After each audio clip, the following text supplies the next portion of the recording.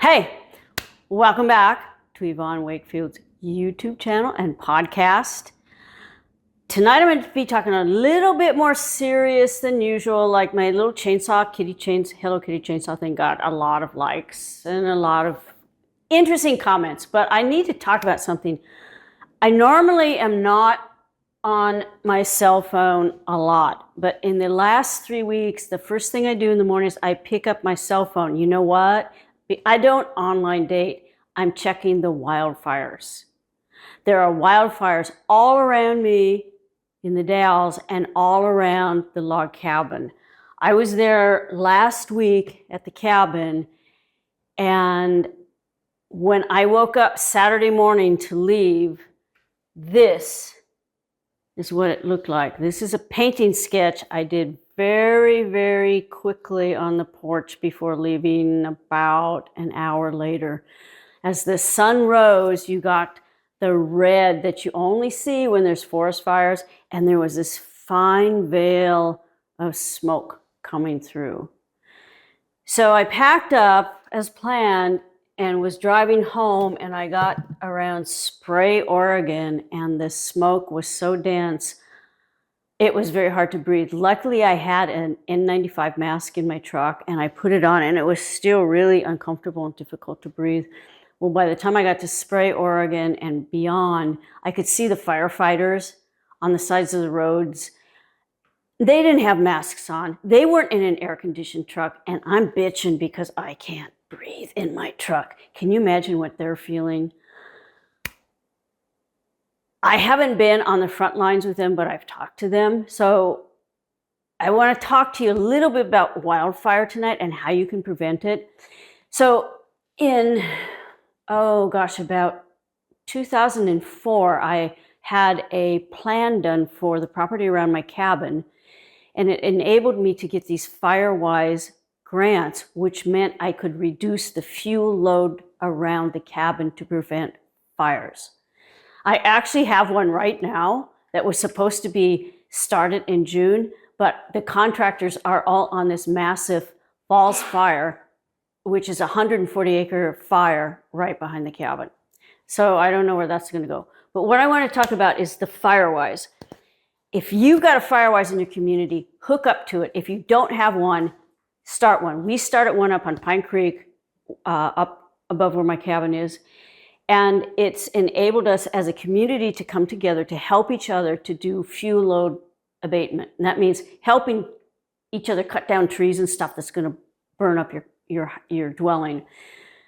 Minor things you can do if you don't have a grant: knock down the grasses around your places, take any kind of branches, get them piled up away, burn them if you can burn them at that time, knock down any trees.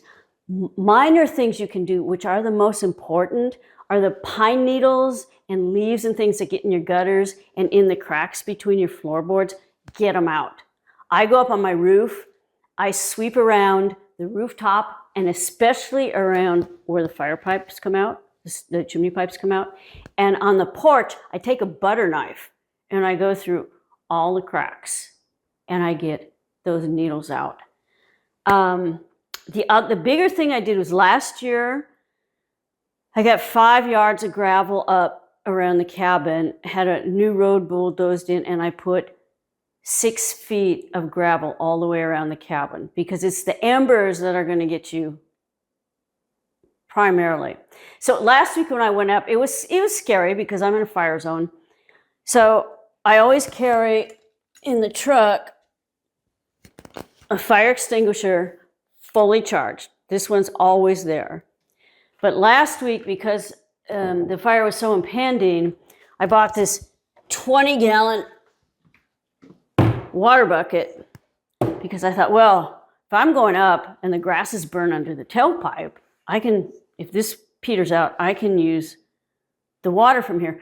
But the problem was, I'm pretty strong. I teach fitness classes, but I filled this thing up and I could only get it up to like here on the tailgate. I couldn't get any further. So what I did is I emptied it partway out and I put it up on the tailgate, and then I took a hose and I filled it. And then I pushed it in. So then also at the cabin, I could just pull down the tailgate and get the water. So these are just practical things. I also go with a flat shovel. And I also take that little baby chainsaw everybody loves, just in case I had to cut down a burning windfall or anything.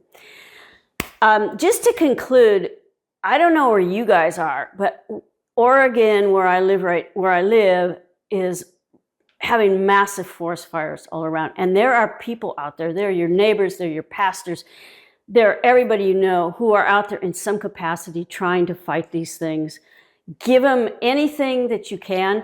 What I'm trying to arrange right now, I thought, what would I want if I was a forest firefighter and I've been out for 3 weeks, 4 weeks in the fires?